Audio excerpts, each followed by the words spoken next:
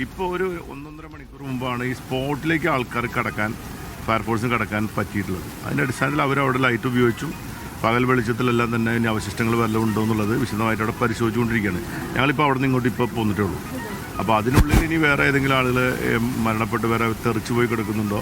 പിന്നെ ഇത് തൃശ്ശൂർ പൂരത്തിൻ്റെ സാമ്പിൾ വെടിക്കെട്ടിനുള്ള മരുന്നും ഈ വെടിക്കോപ്പുകളും മെയിൻ വെടിക്കെട്ടിനുള്ള വെടിക്കോപ്പുകളും അതിന് പുറമെ അവിടെ പറഞ്ഞ് മനസ്സിലാക്കാൻ അറിഞ്ഞത് ഈ പിന്നെ പാവറട്ടി പെരുന്നാളിനുള്ള വെടിക്കോപ്പോടി ഉണ്ടായിരുന്നു. അപ്പോൾ ഈ 3 തരത്തിലുള്ള വെടിക്കോപ്പോടി ഉണ്ടെന്ന് പറഞ്ഞാൽ ഒരു ഹ്യൂജ് എമൗണ്ട് ഓഫ് ഇതവിടെ ഉണ്ടായിട്ടുണ്ട്. അപ്പോൾ അതെല്ലാം ഒന്നിച്ച് പൊട്ടിത്തെറിച്ചാലുണ്ടാവുന്ന സ്ഫോടനം എന്ന് പറഞ്ഞാൽ നമുക്ക് ചിന്തിക്കാൻ പറ്റാത്ത അത്രയും വലിയ സ്ഫോടനം നടന്നിട്ടുണ്ട്. അവിടെ അത്രയധികം ആളുകൾ ഉണ്ടായിട്ടുണ്ടെങ്കിൽ ആളുകളെ തിരിച്ചറിയിപ്പ് കിട്ടിയിരിക്കുന്ന ബോഡി അവശിഷ്ടങ്ങളൊക്കെയാണ്.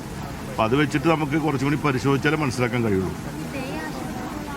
അതിൻ്റെ വിവരം എനിക്ക് കൃത്യമായിട്ട് അറിയില്ല. ദയ ഹോസ്പിറ്റലിൽ പോയി എന്നുള്ള വിവരം മാത്രമേ എനിക്കറിയുള്ളൂ.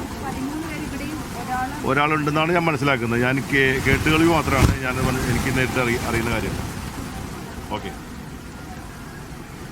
യെസ്, അദ്ദേഹം പറയുന്നത് ഈ അപകടം നടന്ന ആദ്യത്തെ സ്ഫോടനം കഴിഞ്ഞ് 1.5 മണിക്കൂർ കഴിഞ്ഞാണ് അവിടത്തേക്ക് ഈ സ്ഫോടനം നടന്ന സ്പോട്ടിലേക്ക് ഫയർഫോഴ്സിന് ഉൾപ്പെടെ എത്താൻ സാധിച്ചത്.